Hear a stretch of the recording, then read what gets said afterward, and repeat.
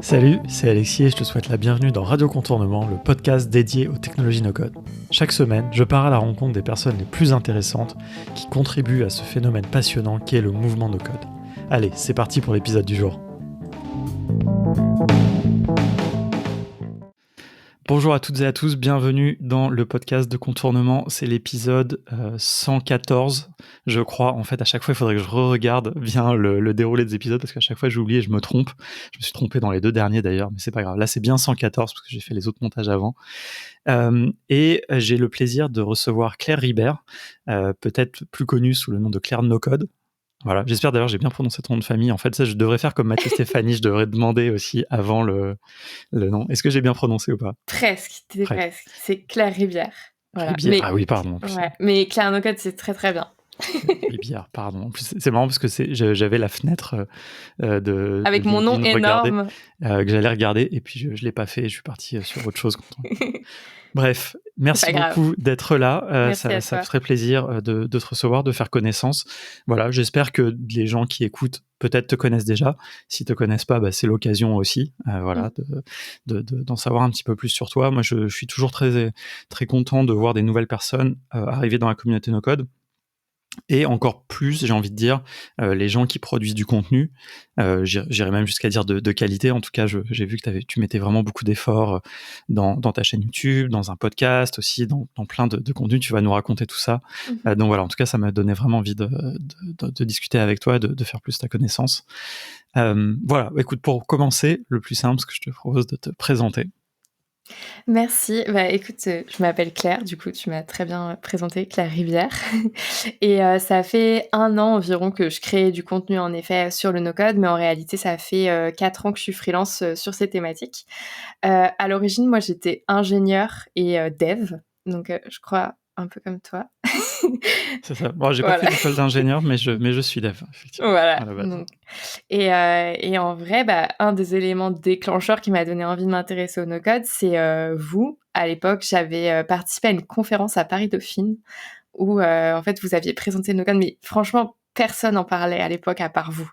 Même vous étiez encore petit, hein, en vrai, faut le dire. Ouais. On devait être une dizaine dans la salle et je m'étais dit, c'est quand même fou qu'aujourd'hui, il existe des outils pour permettre à quiconque de faire des choses qui, jusqu'alors, étaient réservées à des développeurs. Et moi, à ce moment-là, j'étais salariée dans une équipe de développeuses. Et je voyais bien que, à part les équipes tech, toutes les autres équipes étaient très, très mal outillées. Et c'est vraiment ça qui m'a donné envie, en fait, de m'intéresser au no-code et plus globalement, le fait que je m'intéressais à l'entrepreneuriat et que pour moi, c'était évident qu'il y avait un lien entre les deux et que, en fait, pour entreprendre demain, sachant que c'est pas des développeurs qui entreprennent, ce seraient des no-codeurs. Voilà. Carrément. Et comment tu t'es retrouvée dans cette présentation à Dauphine ? Totalement par hasard. C'était un événement Facebook qui avait popé de je ne sais pas où. Franchement, je sais même pas te dire comment j'étais tombée dessus, mais je m'étais inscrite sur Facebook. Voilà, réseau social sur lequel je ne vais même plus aujourd'hui, mais à l'époque, c'était ça. Ouais, c'est clair. C'était avant le Covid. C'était, voilà. je pense, fin 2019. Je me souviens plus exactement de la date, mais je me souviens bien. On a eu l'occasion. Grâce à qui c'était ? Alors, je me souviens même plus. C'est vrai que ça remonte. Ça remonte. Ouais, j'aurais dû regarder avant parce qu'en l'occurrence, j'avais vu dans une de tes vidéos, je crois, que tu mentionnais ça. Et donc, c'était vraiment une autre époque. Bon, on est toujours pas très gros en réalité.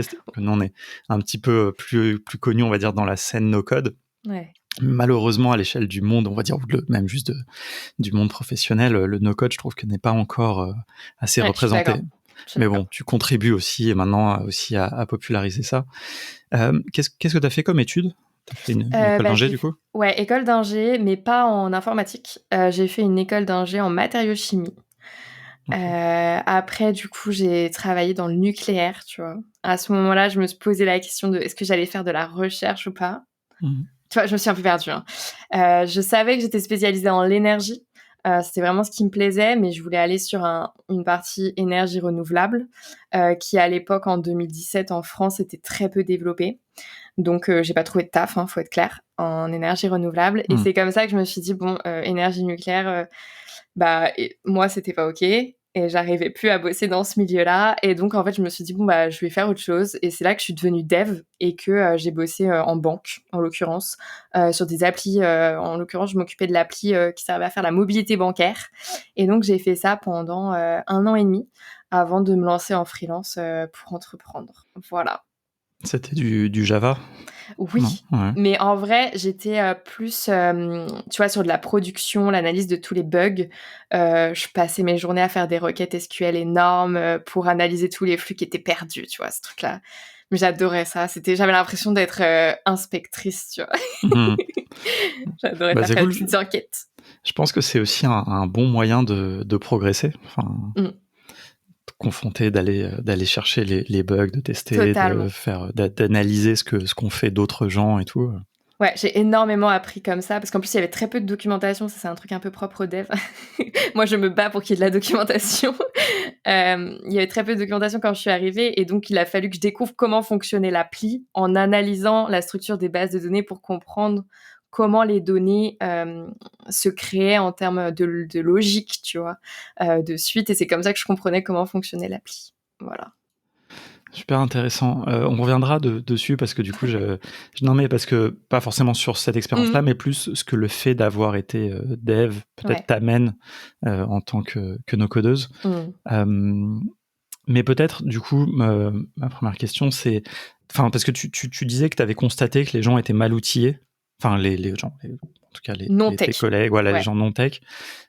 C'était dans ce contexte de banque notamment. Alors c'était un peu plus tard. En fait, après, du coup, je me suis lancée en freelance, mais alors pas du tout sur du no-code parce que à l'origine, en fait, j'ai pas eu de chance. J'ai démissionné, c'était 2 semaines avant le confinement.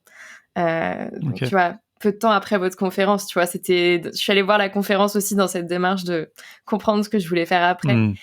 Et en fait, donc je démissionne. J'avais des clients qui avaient signé pour me prendre en tant que freelance, en tant que dev, parce qu'en vrai, à l'époque, c'était facile enfin, je pense que ça l'est toujours. Mais pendant le confinement, non. Donc en fait, ils m'ont tout arrêté et je me suis retrouvée toute seule chez moi à pas savoir quoi faire. Et donc, j'ai lancé une première chaîne YouTube. Donc personne n'est au courant, tu vois. Il existe toujours? Bah oui, il existe toujours. Et c'était une grosse chaîne. C'est juste que c'est pas du tout la même cible. Donc c'était une première chaîne YouTube que j'ai appelée Bright Future. Donc un futur brillant. Parce qu'en fait, moi, je me posais énormément de questions à ce moment-là sur est-ce que j'avais fait les bonnes études? Est-ce que si aujourd'hui je me sentais si peu à ma place dans le salariat, c'était parce que j'avais pas fait les bonnes études? Et du coup, fun fact, pas du tout. Je suis très contente d'avoir fait mes études, mais sur ce coup, je me posais beaucoup de questions et je me suis dit, je vais faire une chaîne dédiée à l'orientation scolaire pour partager mon expérience, commencer à essayer de me renseigner sur toutes les études de manière plus approfondie, parce que moi, j'ai vraiment senti pendant mes études que je découvrais des trucs en mode « Ah, toi, t'es en alternance, mais attends, moi, on m'en a jamais parlé, j'aurais trop aimé faire ça. » Et donc, réussir à parler de tout ça sur YouTube. Et donc, j'ai fait une très grosse chaîne. En fait, elle était devenue une référence dans le milieu de l'orientation scolaire, mais dans le milieu du no-code, pas du tout. Et ça a duré, ce side project, pendant 2 ans. Et en fait, c'est ce side project, cette chaîne YouTube, qui a très bien marché dès le début, surtout pendant le confinement où tous les jeunes étaient chez eux, bloqués, à se poser les mêmes questions que moi, mais pas au même âge, quoi. Qui a fait que j'ai trouvé une première mission freelance. Parce que, donc, suite à ça, j'avais vraiment pas de méthode pour trouver mes clients, tu vois. On dit tout le temps, quand tu te lances en freelance, tu sais, il y a une méthode à suivre, il faut prospecter, etc. J'étais pas du tout dans le milieu entrepreneurial, je me rendais pas compte de ce qu'il fallait faire, et donc j'avais mes réflexes de salarié, j'allais postuler à des offres. Même si j'étais freelance, tu vois. Et donc, j'ai réussi à trouver ma première mission freelance en postulant à une offre sur Welcome to the Jungle. Comme quoi ça marche. Comme quoi ça marche quand même. Ouais. Ça marche quand même. Ouais. J'ai bien galéré à l'obtenir parce qu'ils m'ont recalé plusieurs fois. J'ai fini par contacter le CEO sur Facebook, tu vois, pour lui dire vraiment, je suis sûre que je peux vous apporter quelque chose. Et donc, j'ai signé ma première mission comme ça, où en fait, j'ai signé en gros un pack de 10 vidéos YouTube pour leur chaîne. Donc, tu vois, je vendais des vidéos YouTube à l'origine. D'accord, c'est intéressant. Pas du tout du dev, ouais. En fait, je savais que eux, c'était ce qui leur manquait. Donc, c'était une start-up dans l'éducation. Tu vas comprendre pourquoi je reviens sur toute cette histoire. C'était une start-up dans l'éducation. Ils étaient une vingtaine, enfin 20-30. Il y en avait qui n'étaient pas en présentiel. Donc, je pense plutôt 30. Et l'idée, c'était d'aider les jeunes à s'orienter, mais en passant par les établissements scolaires. Donc, ils vendaient une solution pour les établissements scolaires et on formait les professeurs à accompagner les jeunes à l'orientation. Et donc, je les ai rejoints sur cette mission. Et en fait, c'est quand je suis arrivée en présentiel, parce que du coup, j'étais là, je voyais ce qui se passait. Quand je suis arrivée, c'était en mai, donc on était déconfinés. Et en fait, là, j'ai vu qu'il y avait plein de soucis d'organisation. C'est là que je me suis rendu compte que typiquement dans les startups, surtout quand t'as que 2-3 personnes qui font la tech et qui sont focus sur le produit, à savoir notre appli, tous les autres, c'est un bazar sans nom, tu vois. Moi, je voyais typiquement les responsables des établissements chercher pendant 20 minutes un numéro de téléphone parce que le CRM, c'était le bazar et que chaque sales avait ses différents champs rien n'était harmonisé, il y avait rien qui allait. Et c'est là, j'ai dit, moi, je sais faire des vidéos YouTube, mais si tu veux, je peux rapidement, en fait, avec Airtable, je t'exporte ton CRM, je te le clean, je te le réimporte, en 24 heures, c'est réglé, et tes sales, ils accélèrent leur travail et tout. Et donc, on a commencé à faire des mini-missions, et c'est comme ça, en fait, que j'ai commencé à aider un peu chaque personne en leur créant des petites solutions pour, tu vois, des trucs super simples à mes yeux en tant que no-codeuse à l'époque. Mais pour eux, c'était incroyable, quoi. C'était une grande découverte. Donc, j'avais découvert Airtable grâce à vous, je pense. Et ça faisait un moment que je l'utilisais à titre personnel. Et donc, je l'ai amené dans cette boîte. En mode Airtable, c'est incroyable. À l'époque, c'était Zapier. Maintenant, j'avoue, je suis très, très fan de Make plus que de Zapier pour des questions de prix, beaucoup, et de limitation technique. Et puis Notion, qui pour le coup était déjà très bien intégré dans cette entreprise. Vraiment, ils l'utilisaient super bien et c'est presque eux qui m'ont appris à bien l'organiser, tu vois. En mode, alors, Notion, il était incroyable, il était vraiment top. Donc, tu vois, c'est cette première expérience qui a bien duré 6 mois où j'ai quasiment testé tous les postes, je crois, où j'ai découvert que dès que t'es proche d'une équipe qui est non tech, malheureusement, elles sont pas bien outillées et tu peux vraiment les aider à améliorer leurs conditions de travail, quoi. Voilà. Non, c'est intéressant, parce que tu as eu l'occasion, une expérience d'avoir ce constat. Alors, c'est marrant parce que tu vois, quand tu parles des startups, moi, j'ai l'impression quand même, les startups, c'est pas toujours les pires. Mais en vrai, des fois, c'est une image qu'on a parce qu'on se dit start-up, déjà juste le mot. En fait, il y a des boîtes, c'est des PME, elles s'appellent start-up, quoi. Mais bon, c'est après. Mais tu vois, ce truc d'outillage, finalement, ça concerne tout le monde, quoi. C'est vrai. Je suis entièrement d'accord. Et c'est pas parce que tu utilises Notion et Slack que t'es une start-up non plus, tu vois. Ça, c'est un vrai cliché qu'on a. Et puis, encore faut-il bien l'utiliser. Moi, je vois plein de gens qui utilisent Notion sans comprendre, justement, tu disais, l'aspect dev dans tout ça, sans comprendre le concept d'une base de données. Et donc, typiquement, j'en ai vu, mais vraiment, j'ai vu ça. Des gens qui avaient une page avec une base de données et qui mettaient toutes les pages dans la base de données. Ok. Tu perds toute l'utilité de Notion, où les bases de données, c'est vraiment des boîtes qui vont ranger des données de la même famille. Si elles sont pas de la même famille, tu perds toute la puissance de la base de données puisque tu peux pas mettre de champs communs. Enfin, il n'y a pas de propriété commune. Donc, c'était drôle. Mais donc, eux, ils l'utilisaient très bien et c'était juste, on va dire, l'étape d'après de OK, en fait, là, ça fait 2 ans qu'on tourne. Il va falloir un peu processer tout ça et mettre des automatisations en place, des petits trucs, tu vois, du quotidien, en fait. Toutes les tâches reloues qu'il y avait des gens qui faisaient encore à la main, qui n'avaient pas du tout lieu d'être, tu vois. Voilà. Et tu dis, du coup, c'est... Ah oui, non, mais donc toi, t'étais arrivé par les vidéos. Ouais, parce que par les vidéos. Parce que tu disais qu'il y avait une offre d'emploi, mais qui, du coup, qui concernait pas ce truc-là. Elle concernait pas du tout même ce que j'ai fait. Elle concernait... En fait, l'idée, c'était d'être formatrice pour les établissements scolaires. Donc, je postule à ça parce que j'avais suivi une formation sur Open Classroom, mais express d'ingénierie pédagogique. Parce que je trouvais que beaucoup de tutos sur YouTube étaient très peu pédagogiques. Et donc, je m'étais dit, moi, si un jour je fais des vidéos, je veux que ce soit archi quali et que ça suive une méthode pédagogique tout en étant divertissant. Donc, en faisant en sorte que les gens se rendent même pas compte que j'ai un pattern pédagogique. Tu vois. Ambitieux quand même. Et en fait, c'est grâce à cette formation que j'ai créé mes premières vidéos sur Bright Future et c'est ça qui leur a plu. Et quand je leur ai dit que j'avais suivi ça, moi, en fait, je suis venue en disant j'ai suivi ça pour faire ça, mais du coup, ça me permet aussi de faire les formations pour les établissements scolaires. Eux, ils m'ont dit non, mais du coup, tu vas venir faire des vidéos YouTube. Après, il se trouve que 4 mois plus tard, j'ai aussi fait formatrice en établissement scolaire, mais du coup, ils m'ont pas pris pour ça à l'origine. Ils avaient très peur au début, ils me disaient mais t'es ingénieur, t'es sûr t'es sûr que tu veux vraiment parler à 200 profs dans un établissement scolaire? Je dis ouais, je t'assure, ça va le faire, mais ouais, au début, je comprends qu'ils avaient pas confiance, mais moi, avec du recul, je me dis ils ont été gentils de me faire confiance aussi, tu vois. Ouais, mais après, c'est aussi en prenant des risques comme ça, des fois que justement, on déniche des talents et tout n'est pas écrit par le diplôme et par... Non, mais totalement. Ça, c'est un truc, c'est hyper important. Mais donc, c'est intéressant parce que tes vidéos YouTube, tu les faisais... Désolé, hein, je recreuse là-dessus, parce qu'en fait, je trouve ça hyper intéressant, c'est pas vraiment no code. Mais du coup, tu utilisais en fait un peu d'ingénierie pédagogique pour faire tes vidéos YouTube, enfin, le contenu, quoi. Ouais, et en vrai, toujours. Ok. Ça se voit peut-être pas parce que j'essaye de le cacher, entre guillemets, mais ma vidéo, elle est toujours construite de la même façon. Au début, je t'explique où je veux t'emmener, tu vois. Sur des tutos, hein. Parfois, il y a des vidéos plus inspirationnelles, mais je te parle vraiment de tutos, éducation. Je t'explique où je veux t'emmener, tu vois, et à la fin, tu remarqueras, il y a toujours une to-do list. Okay. Des passages à l'action. Ouais. Parce que je pense qu'il n'y a que comme ça que tu progresses. Et typiquement, sur ma série des cahiers de l'été que j'ai sorti cet été, donc c'était 20 vidéos sur le no-code, toute cette série, je l'ai pensée comme un ensemble. Et si tu regardes bien, il y a même une progression. C'est-à-dire que si tu commences par les premières vidéos sont les plus simples et les dernières sont les plus ardues. Mais si tu suis tout progressivement, normalement, il y a une progression qui fait que tu arrives à suivre. Et du coup, il y a aussi des projets, comme dans une formation, il y aurait un master projet, il y a des projets que tu retrouves semaine après semaine, tu vois. Je reviens dessus en ajoutant des nouveaux éléments au projet. Et ça, c'est grâce à la formation d'ingénierie pédagogique que j'ai compris les mécanismes qu'il fallait mettre en place pour construire ces vidéos.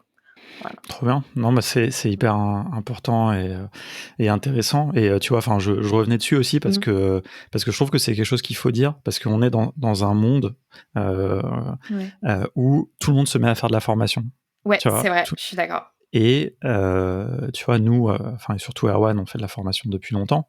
Alors sans être non plus, on n'a pas fait non plus des études d'ingénieur pédagogique ou des choses comme ça, mais après il y a des choses qu'on a appris empiriquement, il y a des choses qu'on a appris en lisant, et puis il y a des choses après qu'on a appris en faisant, quoi. Et je trouve ça bien, tu vois. Je trouve ça bien d'avoir cette démarche et c'est un vrai truc, quoi. Enfin, tu vois, enfin la pédagogie et l'ingénierie pédagogique, totalement. c'est des choses un peu différentes. Donc c'est cool et ça peut s'appliquer à différents endroits, tu vois. Sur ta chaîne No Code, je le conçois plus, tu vois, ça me paraît plus logique quelque part, puisque tes vidéos aussi, comme tu dis, alors il y a différents types, tu vas nous en parler un peu plus, mais les vidéos un peu tuto et tout, bon, un tuto finalement ça peut être de la formation, quoi. Bah oui, une manière totalement. En tout cas de faire de la formation et c'est intéressant. Et tu vois, même sur la notion de tuto, ça c'est un truc où depuis le début on a des discussions, par exemple avec nos amis d'auto. Moi je trouve que par exemple faire des clones tu vois, genre cloner des trucs, c'est pas hyper intéressant pédagogiquement, tu vois. C'est pas mais après ça dépend comment c'est fait, et eux, c'est leur méthode, c'est un truc qui est assumé et ça marche bien, ils arrivent à former des gens comme ça. Alors que nous, on a plus le parti pris un peu, comme tu dis, tuto, il y a un peu un déroulé qu'on formalise ou non, mais et c'est des choses un peu différentes, et le fait de choisir un peu les notions qu'on veut faire passer dans tel tuto, d'avoir cette réflexion, c'est pas anodin, quoi. Enfin, totalement. Bref. C'est hyper intéressant. Mais du coup, donc ça explique aussi un autre truc. Mais on va pas sauter à ta chaîne YouTube peut-être tout de suite, parce que je suis curieux de savoir ce qui s'est passé entre temps. Et j'avais une autre question, parce qu'en fait là on a complètement dérivé, mais c'est normal, hein, c'est toujours ce qui se passe. Mais c'est quand j'ai vu ta chaîne YouTube, je me suis dit, les vidéos étaient hyper bien produites, et tu vois, c'est pas enfin moi, si tu regardes les premières vidéos sur la chaîne Contournement, déjà même celles actuellement, elles sont pas non plus incroyables, et j'ai un peu abandonné, parce que j'avoue, j'ai un peu du mal de jouer le YouTube game et vraiment tout ça. Mais les premières vidéos, c'était affreuse, quoi. Enfin, tu vois, c'était même en termes de qualité et tout. Donc voilà, je comprends un peu mieux le les miennes aussi, hein. Les miennes aussi, sauf qu'elles sont pas sur cette chaîne. Ouais, mais bon, tu vois, quelque part aussi, ça peut être... Enfin, tu vois, je veux dire, quelle que soit l'histoire, tu vois, mais il y a eu un moment avant Bien où sûr. ça fait... Beaucoup de gens m'ont écrit après ma première vidéo, parce que ma première vidéo sur cette nouvelle chaîne, quand je l'ai sortie, elle a fait genre 30 000 vues en un mois, tu vois. Donc beaucoup de gens m'ont écrit en mode, mais d'où ça sort? Pourquoi? Qu'est-ce qui se passe? Et en fait, après, je leur disais, mais non, j'en ai fait 300 de vidéos. Genre là, c'est une nouvelle chaîne, et je savais que je voulais taper fort, donc je savais quel contenu produire, je savais quel montage faire, et mission réussie. Mais j'ai pas inventé ça. Je me suis pas levée un matin en ayant la science infuse à ce niveau-là, tu vois. Pas du tout. Ah, mais on reviendra, c'est un truc vraiment où j'ai envie un peu d'en parler plus spécifiquement. Je reviens sur la partie un peu ops, outillage que tu évoquais. Donc, tu as appris vraiment en faisant. Et donc, en fait, le point qui m'intéressait, tu vois, c'était pourquoi j'étais parti sur cette histoire d'offre d'emploi et tout, c'est que du coup, dans cette boîte, eux, ils n'avaient pas conscience qu'ils avaient besoin d'aide là-dessus, non? Ou, tu vois, Pas tellement. En fait, on était aussi dans une situation post-confinement où je pense que la boîte avait eu avait douillé un peu en termes d'humains, parce qu'ils étaient habitués, ils étaient très très proches, on était sur une équipe très soudée, habitués à se voir tous les jours. Le fait d'être à distance pendant le confinement, il y en a qui ont perdu la communication avec les autres en fait. Et ça a été très dur pour eux, et même du coup ils se sont rendus compte que leur process, ils étaient pas du tout efficients à distance en fait. Si le process c'est dire je sais pas, Marie, à ton tour de prendre le lead, tu vois, dans le bureau, pendant 2 ans tu fais ça et que tu te retrouves dans ton appart, c'est problématique. D'où le fait qu'il a fallu mettre en place plein de choses pour refluidifier la communication, mais du coup d'un point de vue digital, surtout que là, enfin pendant les confinements, eux, et je pense pas que eux, il y en a plein qui avaient déménagé en province. Enfin, tu vois, il y a eu un vrai choc. Et même dans la Startup Nation, tu vois, il y a des boîtes, elles ont douillé de cette transformation numérique qui s'est fait brutalement, non choisie, non voulue. Et enfin, je pense que oui, j'ai aidé à remettre un peu les choses d'équerre à ce moment-là, et c'était pas plus mal. Mais ils en avaient pas nécessairement conscience que c'était ça le problème. Ils étaient plus en train de vivre le tsunami humain sans comprendre que c'était les outils qui allaient plus, tu vois. Ouais. Ah, c'est intéressant. Moi, il y a un truc qui m'a marqué pendant le premier confinement, c'est qu'il y a plein de gens qui sont partis à la campagne et tout, ce que je peux comprendre, c'est pas du tout une critique. Moi, j'ai choisi de rester à Paris, mais en fait, du coup, ils n'avaient pas pensé que à la campagne, la connexion allait être pourrie, et en fait, ils allaient plus pouvoir travailler correctement à cause de la connectivité, quoi. Enfin, je veux dire, soit du débit, soit du fait que c'était intermittent. Il y en avait, ils sont allés dans un endroit où il n'y avait même pas internet, genre ils étaient en 4G, machin partagé. Ouais. Non, mais totalement. Moi, maintenant, je bouge beaucoup parce que j'adore. Enfin, mon métier me le permet. Donc, je suis tout le temps à droite, à gauche, chez mes parents, chez mes grands-parents, et il n'y a pas Internet. J'ai acheté mon petit routeur 4G, tu vois. Pendant les confinements, personne n'avait pensé à faire ça, quoi. Enfin, c'était pas maintenant. Moi, je le sais parce que ça fait 4 ans, mais ouais. Ouais, non, c'est clair. Compliqué, Internet. Et tous les outils et les outils no-code dont on parle, tout est en ligne et tout. Là, tout à l'heure, j'étais dans le train. Le train, c'est l'enfer. Le train, c'est l'enfer. Moi, après, c'est une discussion qu'on a souvent avec Erwan. On a deux partis pris différents. Moi, dans le train, normalement, je travaille pas. Là, en ce moment, c'est un peu chaud, donc j'étais un peu obligé de faire des trucs. Mais normalement, moi, je travaille pas. Voilà, c'est mon truc. Voilà, j'aime pas parce qu'en fait, ça m'énerve le fait qu'il y ait que la connexion soit intermittente. C'est parce que tu vois, c'est même pas qu'il y a pas de connexion, c'est que c'est intermittent, et donc en fait, je trouve ça pire. Alors, mon astuce, parce que moi, je trouve que le train, c'est un espace, en tout cas, je suis très productive. Mais du coup, pour éviter les problèmes de connexion, je fais que du Notion. C'est-à-dire que c'est que de l'écriture, que de la relecture, du travail de fond, et il n'y a rien en ligne, en fait. Enfin, Notion, ça demande tellement peu de réseau que ça passe, ça suffit. Et encore, ça se resynchronise. Voilà, c'est ça. Et j'essaye quand même de rester sur la même page parce que j'ai déjà eu des problèmes. Erwan, il n'y a pas très longtemps, donc lui, il fait pas mal ça aussi. En fait, Erwan, il a tout un process où il prévoit des choses qu'il va faire dans le train. Moi aussi, voilà. Il télécharge des vidéos YouTube, il prépare tout parce qu'il sait, tu vois, il veut pas dépendre de la connexion. Et donc, il travaille aussi pas mal dans Notion. Et là, il a quand même perdu, je me souviens plus ce que c'était pas forcément très grave, mais il y a un truc qui a mal synchronisé et il a perdu un peu. Ça arrive. Partie du travail, quoi. Moi, je trouve que c'est le gros problème de Notion encore. Mais je sais pas si un jour ils le résoudront. Moi, tu vois, d'avoir une version ordi. Ouais. Je pense que c'est difficile techniquement. Enfin, tu vois, pour avoir travaillé un peu sur ces choses-là à l'époque où j'étais encore dev, c'est quand même pas évident. Alors après, bon, je dis ça, tu vois, pour une petite agence, tu vois, pour une équipe technique de la Silicon Valley, je pense que c'est faisable. Mais je sais pas si c'est vraiment un enjeu pour eux, parce qu'en même temps, on devient tellement bien connecté que est-ce qu'ils mettent la priorité là-dessus. Mais tu vois, moi, tout à l'heure, j'ai écrit quand même notre édito pour un newsletter de demain, etc.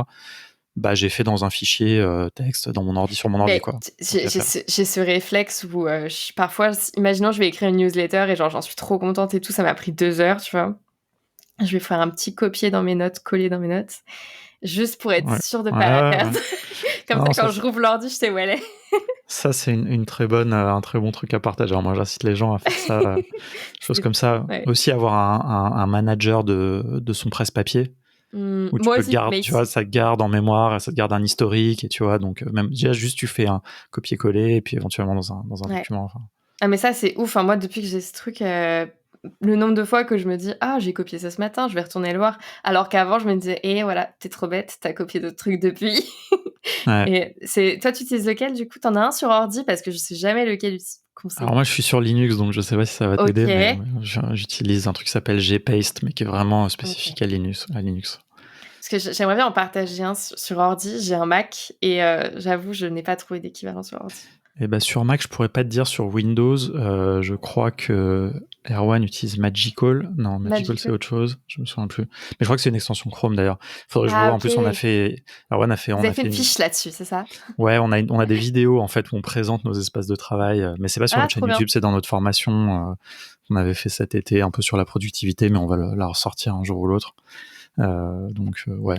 Faudrait que je revoie, mais sur Mac, parce qu'en fait, on utilise tous des ordi différents, mais toi, tu utilises quoi sur Mac? C'est Macy, M-A-C-C-Y, et ça permet, en fait, c'est comme un arbre, et tu cliques dessus, ça déroule tous tes copier-coller de la journée, et même, c'est trop bien pour les codes couleurs, il te met la petite couleur, comme ça, tu sais. Tu vois, il y a trop de trucs dans le détail, c'est très, très bien. Suivant ce que tu as copié, en plus. Voilà, exactement. Pas mal. Bon, bah voilà, merci pour cette petite astuce au cadeau. Alors, continuons donc justement le début, on va dire, de ta carrière de freelance no-code. Donc cette première expérience qui t'a lancé, où tu as mis en pratique et fait en même temps que tu as eu cette opportunité. Et comment après ça s'est développé? Tu as trouvé un autre client? Alors après, du coup, quand j'ai terminé cette mission, c'est moi qui ai choisi qu'on s'arrête là. Moi, j'avais la sensation qu'on avait passé la rentrée, donc passé le gros pic, et eux étaient d'accord, et j'avais mis en place plein de process. J'avais plus autant d'envie de rester parce que ce qui restait m'intéressait moins, en fait, tout simplement. Donc je suis partie, et là j'ai voulu me dédier en fait à 100% à Braille Futur, parce que je voulais tester un peu plus l'aspect entrepreneurial de mon plan de base que l'aspect freelancing. Le freelancing, j'ai vraiment accroché parce que je me suis dit waouh, en fait, j'avais l'image du tu viens, t'es un expert et tu apprends des choses aux clients, alors qu'en fait pas du tout. Tu viens et tu peux aussi apprendre plein de choses. Donc ça, déjà, ça m'avait rassurée. Je me suis dit, OK, je veux vraiment rester indépendante parce que je peux encore apprendre des clients, c'est top. Mais à ce moment-là, je voulais faire une pause pour me dédier à Braille Futur, et je me suis dit, il faut que je teste un truc en 3 à 6 mois pour voir si je peux gagner de l'argent avec. Donc l'idée, c'était de créer des formations à mon tour pour réussir à aider les jeunes à s'orienter. Donc les jeunes, particulièrement les lycéens, seconde, première, terminale, mais également ceux qui sont en potentielle réorientation et qui se posent des questions dans le supérieur. Et donc on a bien bossé, parce que du coup, à ce moment-là, j'ai pris une stagiaire pendant 3 mois. Ouais. Et donc, du coup, on a vraiment bien bossé ensemble. Elle faisait toute la partie design. C'est comme ça que j'ai appris le design, c'est grâce à elle. Et moi, je faisais toute la partie création de contenu. On a sorti, du coup, à l'époque, une série de vidéos sur YouTube sur le sujet qui s'appelait « Le calendrier de l'Avent de l'orientation ». On a sorti donc 24 vidéos jusqu'à Noël. Ça a fait exploser la chaîne. Je suis convaincue que sur YouTube, les séries de vidéos, c'est à la fois gage de référencement, et c'est ce qui te donne un boost de visibilité. Pour lancer une chaîne YouTube, c'est le conseil que je donnerais, les séries. Et puis même pour toi, pour progresser, c'est ouf comment tu vas vite dans ces cas-là. Et donc, suite à ça, je sors la formation payante. Et je me suis retrouvée confrontée à un problème d'entrepreneuriat, qui est que je m'adresse à une cible qui n'est pas prête à payer. Voilà. Parce que, en fait, les jeunes, les jeunes n'ont pas d'argent. Et ça a été compliqué pour moi parce que j'étais vraiment sûre qu'il y avait un vrai problème. J'avais donc à ce moment-là, ma chaîne YouTube et mon compte Instagram m'ont vraiment très vite décollé. J'ai très rapidement eu 10 000 abonnés au bout d'1 an, quelque chose comme ça. Et donc, je recevais des DM tous les jours de jeunes qui me disaient voilà, ça va pas du tout, je fais des études que je déteste, j'arrive pas à en parler à mes parents, mais parfois même des histoires encore plus dramatiques. Et moi, j'étais juste prise au dépourvu. Parce que de toute façon, là, j'étais au RSA, quoi. J'avais pas l'argent pour les aider. Donc, j'étais en mode, en fait, peut-être que ce que tu as envie de faire, c'est une asso. Parce que quand on vient à se poser ces questions-là, c'est que tu te dis, bon, ils ont pas d'argent, il y a un vrai problème, ils ont besoin d'aide, c'est peut-être un modèle associatif. Donc, au lieu de reprendre une mission freelance à ce moment-là, j'ai bossé en association pendant 1 mois, où c'était une mission sur laquelle j'étais très engagée déjà de base. J'ai accompagné du coup des jeunes filles à apprendre le code. Donc, j'ai formé des jeunes filles à HTML, CSS, JavaScript. C'était quel asso? Become Tech. C'était il y a 2 ans. Oui, 3 peut-être même. Bon, c'était il y a longtemps déjà. 2 ans, je pense. Et en fait, c'était une super expérience, mais je me suis aussi dit association, pas le modèle qui est fait pour moi. pour plein de raisons, dont le fait que je trouvais que on dépendait trop, enfin ça c'est normal, hein, mais on dépendait trop à mes yeux des sponsors sur plein de choses et je voulais pas ça pour mon business, tout simplement. J'avais envie de pouvoir faire tout le temps ce que je veux. C'est peut-être un peu égoïste, mais Ouais, non, ma moi, vision, tu vois. moi je suis assez d'accord. J'avoue, j'ai été un peu déçu enfin pas déçu, mais je trouve que le modèle associatif, enfin Voilà. c'est génial en France que ça existe et tout, mais c'est une manière de faire très particulière. Exactement. Il faut le Les vivre pour comprendre. subventions, ouais, moi Voilà. j'ai un petit peu vu ça à l'époque de Simplon. Enfin, Simplon était une entreprise d'ailleurs avec un agrément ESUS, mais on accompagnait beaucoup d'associations. Oui. Enfin, c'était ce monde de l'économie sociale et solidaire. Et ouais, moi je dirais pas que j'y crois plus. J'y crois, mais je pense qu'il faut aussi, je suis pas un fan du capitalisme, etc. Mais par contre, je crois à l'entreprise engagée. Ouais, voilà. Enfin, et c'est pas obligé d'avoir un agrément ou d'avoir quelque chose comme ça. J'ai croisé plein d'entreprises qui avaient pas d'agrément ESUS ou qui étaient pas des B Corp ou je sais pas quoi, et qui pouvaient être mieux disantes en fait que l'agrément. Totalement. Ça ne change rien, quoi. Totalement. C'est pas un agrément qui fait que t'as une meilleure éthique, en fait. Ouais, après c'est des modèles aussi, il faut aimer ça, il y a des choses, tu vois, c'est intéressant ce que tu dis parce qu'il y a des choses que tu peux pas faire sous la forme d'une entreprise, quoi. Ouais, c'est vrai. Il y a des choses où tu as besoin parce que il peut pas y avoir de modèle économique intrinsèquement. Voilà, il faut, et c'est bien, heureusement que ça existe, l'État peut donner des subventions, l'Europe, enfin machin, il y a plein de mécanismes, ou alors des sponsors, des partenaires, mais ouais, c'est pas pareil, c'est autre chose, quoi. Les deux doivent exister, à mon avis, mais chacun doit trouver ce qui lui plaît. Et toi, tu as l'air de dire que toi, c'est plutôt l'idée un peu d'entreprendre, quoi. Ouais, c'est ça. Et moi, je pensais que et je le pense aussi, ça c'est certainement toujours le cas pour certaines personnes, mais je pensais que monter une asso, ça pouvait être une forme d'entrepreneuriat, tu vois. Et en tout cas, c'est pas la mienne.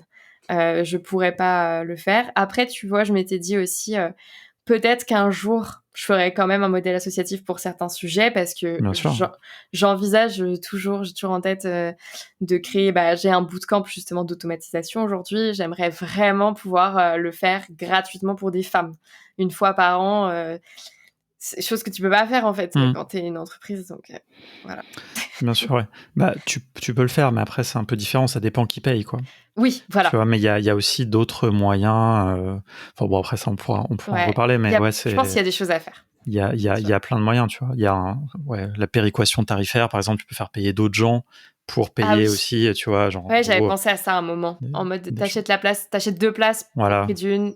J'avais pensé à ça. Ouais. T'as des trucs, mais bon, on est d'accord que c'est quand même plus facile, effectivement, pour faire ce genre de choses un peu sociales et solidaires, d'utiliser plutôt les mécanismes qui existent, mais c'est un autre truc, quoi. C'est-à-dire après, faut que tu arrives à faire des appels, répondre à des appels de subventions, machin. Exactement, et ça, c'est un taf à temps plein, quoi. Très, très lourd administrativement. J'ai une phobie administrative. C'est vrai. Je déteste ça. Ouais, mais tu vois, je trouve que est-ce que tu dirais pas que les outils no-code, tu vois, les outils en général, code ou pas code, tu vois, peuvent aider à ça, tu vois. Ah, mais totalement. Si je suis à jour sur Conto, c'est parce que je peux juste transférer mes reçus, tu vois. C'est tout. Si j'avais pas Conto, je serais perdue. Non, mais tu vois, c'est important parce que moi, je trouve que, tu vois, ce truc de phobie administrative et tout, souvent, je suis désolé, j'avoue, j'ai pas ça, tu vois, mais moi, je considère que c'est aussi un peu une excuse, tu vois, c'est un truc un peu facile. Ah non, mais moi, je m'en suis jamais servi comme excuse parce que je fais tout. Ce que je dis, c'est que je le vis mal, ça me foire ma journée. Ah, ça, par contre, c'est autre chose, tu vois, je suis d'accord, et c'est là où, encore une fois, je pense que c'est le même truc, de toute façon, c'est être bien outillé, ça aide, quoi, tu vois, enfin. Mais totalement. Mais après, je le disais pas pour toi, forcément, mais je trouve qu'il y a beaucoup de gens, tu vois, qui. Oui, je sais, c'est comme j'aime pas les maths, ouais. Ouais, voilà, tu vois, mais en fait, il y a des trucs, c'est pas une fatalité. Personne n'aime l'administratif, tu vois. Non. C'est juste plus ou moins pire, mais. J'ai quand même vu des gens qui vraiment. Par exemple, moi, les mails, c'est quelque chose qui me coûte. Je vais vraiment me fixer des créneaux tous les jours pour être sûre de le faire. Alors que j'ai vu des personnes qui, au contraire, en fait, elles adorent le fait que leur taf, ce soit répondre à des mails. Genre, elles ont juste à attendre que la boîte mail se remplisse pour répondre. Enfin, et moi, ça, je sais pas comment expliquer. Je préfère m'organiser ma journée et ne pas avoir d'interaction extérieure que d'attendre les interactions pour que ma journée s'organise. Mais est-ce que c'est pas parce que t'as des choses à faire? Il y a des gens, malheureusement, ils ont pas d'idées, tu vois, ils sont pas proactifs, donc ils préfèrent cette facilité d'attendre que quelque chose vienne à eux, quoi. Ouais, c'est possible. Toi, tu vois, si t'as plein d'idées, tu fais des formations, tu fais plein de choses, tu vois, c'est vrai. J'ai toujours un truc à faire, un livre à lire, un petit truc dans le coin, tu vois, qui traîne. Bah, tant mieux, je pense, parce que moi, je pense que lire les mails, c'est plus de l'ordre administratif qu'autre chose. Enfin, et ça doit pas être, il en faut, c'est un moyen de communiquer et de faire ses projets, mais c'est pas un métier en soi. Ça doit pas être une activité. Non, mais tu vois, par exemple, les sales, c'est quand même une grosse part de leur activité. Tous ceux qui font de la vente en start-up, on sait que leur taf, c'est de prendre des calls, enfin des rendez-vous Calendly. Tu sais ce Calendly pour faire le rendez-vous, par exemple. Et puis leur agenda se crée. Tout seul, quoi. Voilà, c'est ça. Je sais que juste pour ça, je le vivrais trop mal. Ouais. Après, c'est marrant, tu vois, parce que tu sais, il y a plein de gens qui ont. Enfin, moi, des fois, il y a plein de gens qui font des tafs qu'ils adorent et tu te dis, putain, moi, j'aimerais pas le faire. Exactement. Quoi. Et heureusement, tu vois, heureusement qu'on est tous un peu différents. Exactement. Et vice-versa, on a tendance à trop idéaliser, je trouve, l'entrepreneuriat. Parce que justement, l'entrepreneuriat, c'est très ce que je viens de décrire sans faire exprès, se lever le matin et aimer designer sa propre journée, quoi. Alors qu'en fait, tout le monde n'aime pas ça. Donc, je pense qu'on idéalise trop l'entrepreneuriat. On s'en fait une fausse image comme si c'était un truc au-dessus, alors que je trouve pas vraiment. Enfin, maintenant, avec du recul, pas du tout même. Et mais justement, venons à ce sujet, parce que tu vois, donc sur ta chaîne YouTube, tu as aussi des podcasts. Ouais, j'ai un podcast. En mode série, quoi. Enfin, un podcast, donc Entrepreneuse sans succès. Oui. Appelé ça. J'ai écouté un bout du premier épisode et j'ai l'impression que l'objectif, c'est notamment ça, de un peu démystifier beaucoup de choses autour de l'entrepreneuriat. Est-ce que c'est lié à cette première expérience de Bright Future? Est-ce que c'est lié et pas que. Parce que en fait, c'était plus à ce moment-là quand j'ai créé le podcast et que j'ai voulu commencer à communiquer sur mon expérience pro, parce que c'était un moment où je n'avais aucun autre réseau social sur le no-code ou sur mon expérience pro. Je n'avais que Bright Future à côté. En fait, c'était juste un moment où j'arrivais, j'étais fatiguée d'avoir un peu comme une double vie. C'est-à-dire que il fallait que je bosse sur Bright Future et donc leur partager Parcoursup, tu veux que je t'explique comment ça marche? Attends, je t'explique. Et puis le lendemain, j'étais sur le pont dans une boîte en train de corriger une automatisation dans Make parce que les clients n'avaient pas leur facture, tu vois. Et en fait, j'étais fatiguée d'avoir cette double vie. J'étais en train de monter en compétences je devenais même experte sur certains sujets no-code. Je pouvais pas en parler. Je devenais même très bonne, même globalement en entrepreneuriat, parce que les clients que j'accompagnais, je les accompagnais jusqu'à la stratégie. Et je pouvais pas en parler non plus, parce que vas-y, va parler de ça à des jeunes lycéens de 17 ans. En fait, je me rendais compte que moi-même, j'avais évolué et que eux, pas encore. Donc, c'était pas la bonne cible. Donc je me suis dit... T'avais pas de canal pour en parler. C'est pas que t'avais pas le droit d'en parler, c'est que t'avais pas d'endroit où en parler, quoi. J'avais pas d'endroit où en parler. Et donc je me suis dit, je vais créer un podcast.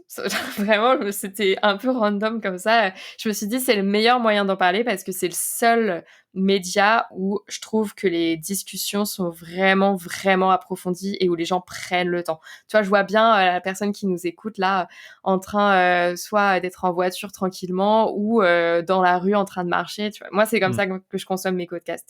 Et même s'il y a des petits moments où je trouve ça moins intéressant, je continue quand même, tu vois, et c'est même rare que j'arrête un épisode en plein milieu. C'est pas le cas sur YouTube, tu vois. Sur YouTube, t'as 30 secondes pour capter l'attention. Au bout de 3 minutes, si tu l'as pas partagé 10 conseils, il va se barrer, donc dépêche-toi. Tu vois, et du coup, j'adore YouTube aussi, mais pour le show, et ce que tu disais tout à l'heure, il y a un truc de YouTube Game. Je suis entièrement d'accord, c'est un format très différent, mais je le trouve drôle et je m'amuse aussi dessus.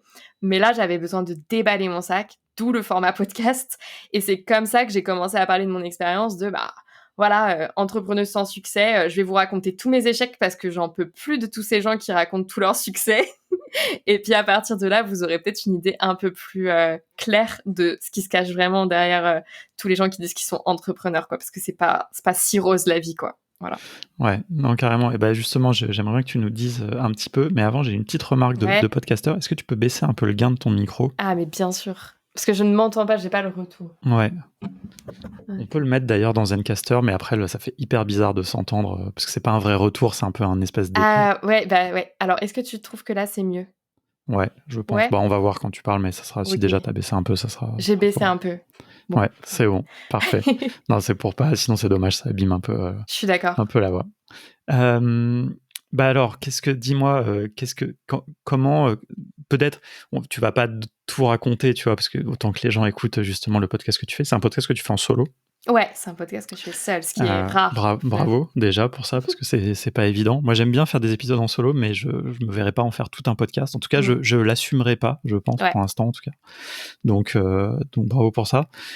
Est-ce que tu veux nous faire peut-être le pitch? Je vais pas te demander de tout nous révéler, mais parce que je trouve que c'est un vrai sujet et je trouve que c'est hyper bien d'essayer de démystifier tout ça parce que franchement, il y a vraiment, on entend plus que jamais, j'ai l'impression, tout et n'importe quoi sur Internet, sur l'entrepreneuriat, sur LinkedIn et tout, c'est un peu devenu l'enfer. Donc Ouais, je suis d'accord. Alors, le pitch de mon podcast. Alors, ceux qui l'écoutent diront que c'est mon journal intime vocal. En fait, c'est vrai, tu vois, je l'enregistre toujours au même moment de ma semaine, c'est le dimanche soir, juste après avoir préparé ma semaine à venir. Parce que c'est mon rituel tous les dimanches soirs. J'aime bien me poser sur les trucs à venir parce que ça me vide la tête et je dors mieux après. Chacun ses rituels, tu vois. Et donc, j'enregistre l'épisode toujours après, donc vraiment entre 22h et 23h, juste avant de dormir. Et c'est aussi le moment où moi, avant même de faire des podcasts, je médite un peu sur toutes mes problématiques du moment. Donc, en gros, c'est un podcast où je partage mes problématiques, je réfléchis à voix haute, et c'est aussi une façon de leur montrer toutes les problématiques qu'on rencontre quand on est entrepreneur, de rentrer dans ma tête et de les aider peut-être à trouver des solutions, parce que je propose aussi des pistes. Mais je leur dis dès le début dans l'intro, je vais pas les aider à monter un business. Je vais juste vous montrer que c'est toutes les semaines qu'on a des nouveaux problèmes, des déceptions, mais des succès aussi. Et du coup, c'est parfois juste un petit bilan d'une expérience que j'ai faite, comme moi je pourrais le faire avec moi-même, quoi. Ou juste je leur partage ma vision sur un sujet hyper spécifique. Par exemple, aujourd'hui, là, j'ai envoyé une newsletter sur le positionnement, parce que ça a été mon sujet du mois de septembre dans ma tête en fond. Je sais que je veux aussi m'exprimer dans un épisode de podcast sur le sujet, tu vois. Donc ça change un peu, ça varie d'un épisode à l'autre. Mais l'idée, c'est ça, c'est de rentrer dans ma tête et dans toutes les réflexions qu'on peut avoir quand on est entrepreneur. Voilà. Oh, c'est cool. Et c'est un titre un peu provoquant aussi, le côté entrepreneur sans succès. Mais tu vois, de ce que tu as dit, en tout cas à un moment, ce côté double vie, c'est marrant parce que c'est pas vraiment ça justement, mais il y a un peu cette distinction que peut-être il y avait une aventure entrepreneuriale, la chaîne YouTube, donc Bright Future, que tu n'arrivais pas forcément à monétiser, ou je sais pas, quelle est la mesure, tu vois, de la réussite entrepreneuriale. Bon, l'argent, c'en est une, en tout cas, quoi. Ouais.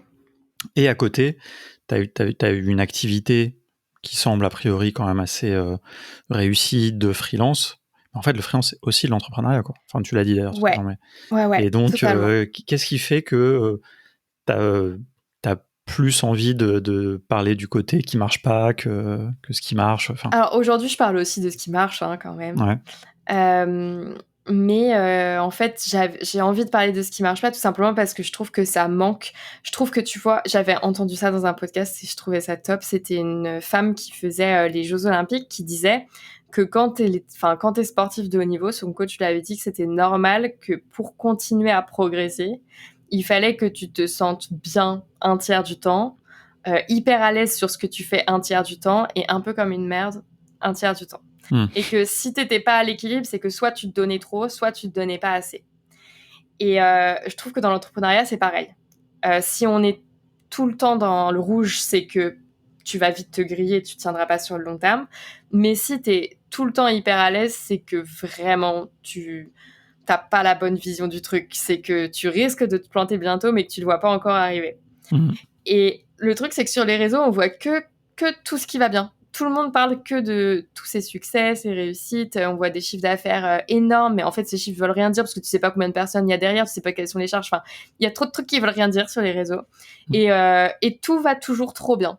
Voilà. Et du coup, pourquoi je parle que des échecs? C'est juste pour remettre un peu la balance à niveau sur les réseaux sociaux. C'était plus ça l'idée de base.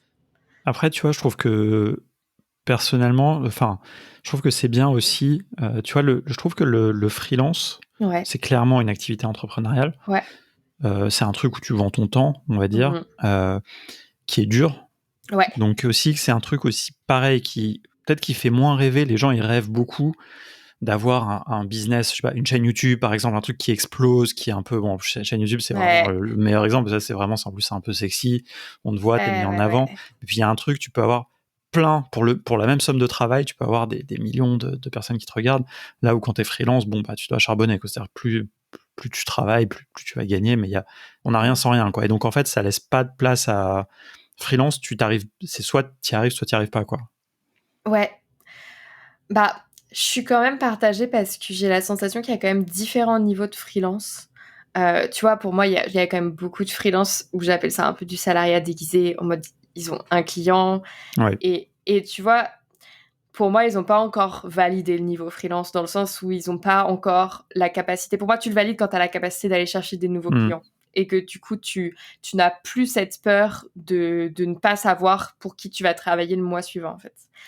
Et ça, déjà, c'est pas simple d'atteindre ce niveau. Je pense que ça prend plusieurs années et que c'est normal que ça prenne plusieurs années.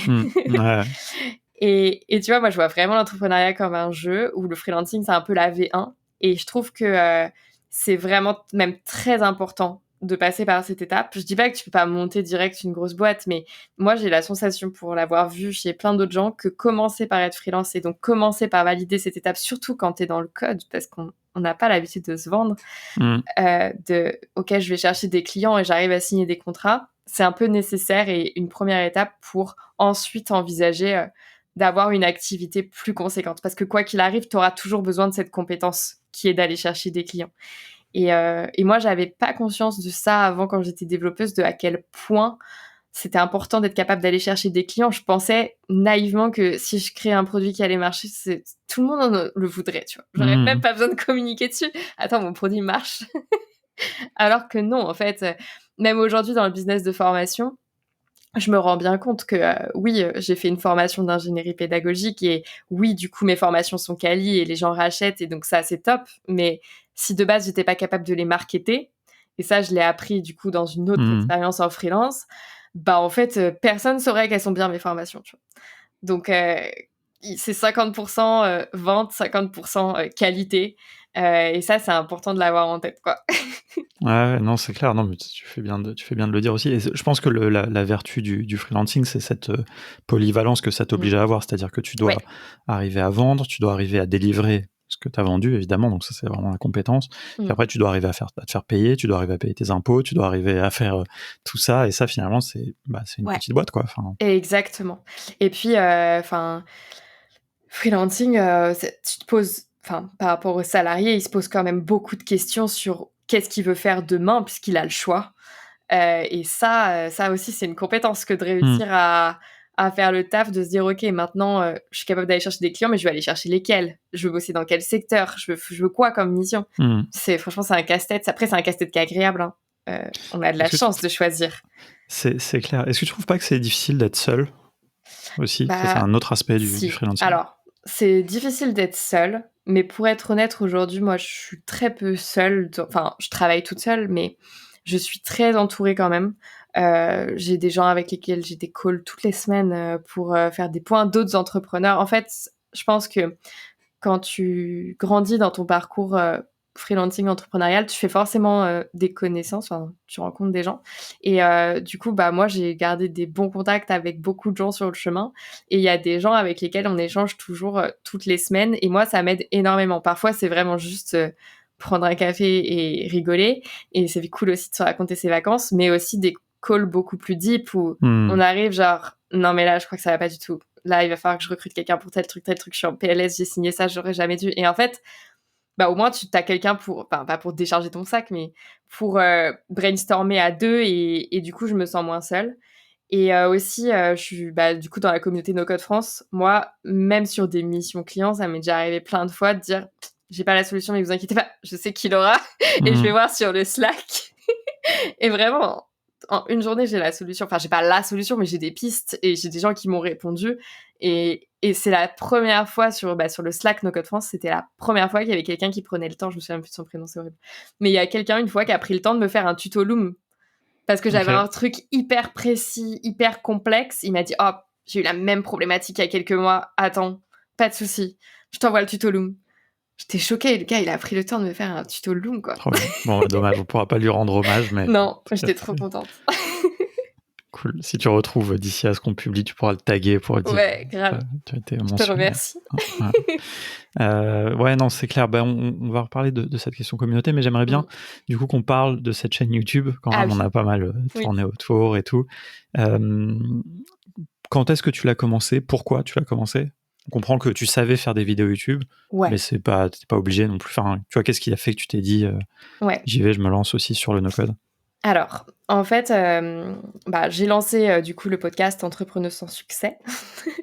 Et c'était quelques mois, même pas 1 ou 2 mois avant de terminer ma mission chez Germinal. Donc Germinal qui était une grosse boîte à l'époque, chez qui j'ai été en freelance pendant 1 an. En fait, je les ai rejoints pour faire face à la vente. En fait, suite à la vente de Germinal, ils avaient besoin de renfort. Et donc, du coup, je les ai rejoints à ce moment-là pour du renfort suite à la vente. Et donc, du coup, j'étais en freelance pour eux 3 jours par semaine pendant quasiment 1 an. Et en fait, à ce moment-là, du coup, organisme de formation, vraiment focus sur la formation, vendait des formations sur différents sujets. Et j'ai même fait beaucoup de vidéos YouTube pour la chaîne de Germinal. Ok. Oui. Non, vraiment, j'ai été sur toutes les chaînes YouTube de la Terre, en fait, avant de créer la mienne, tu vois. Et donc, du coup, à ce moment-là, donc, je m'occupais de la chaîne YouTube, de tout l'aspect tech, le site, les automatisations, etc. Quelques petits trucs sur le côté aussi, tu vois. Et en fait, j'adorais tout ça, mais j'avais vraiment envie de créer une formation no-code. Et il se trouvait que c'était pas dans la vision de Germinal de créer une formation no-code. Et moi, je disais, non, mais là, j'ai appris tellement de choses et je sais qu'il y a des choses que je fais que même peut-être dans vos formations, il n'y a pas, tu vois, parce que je les ai apprises par des expériences que vous n'avez peut-être pas eues, tu vois. C'est pas pour dénigrer votre formation du tout.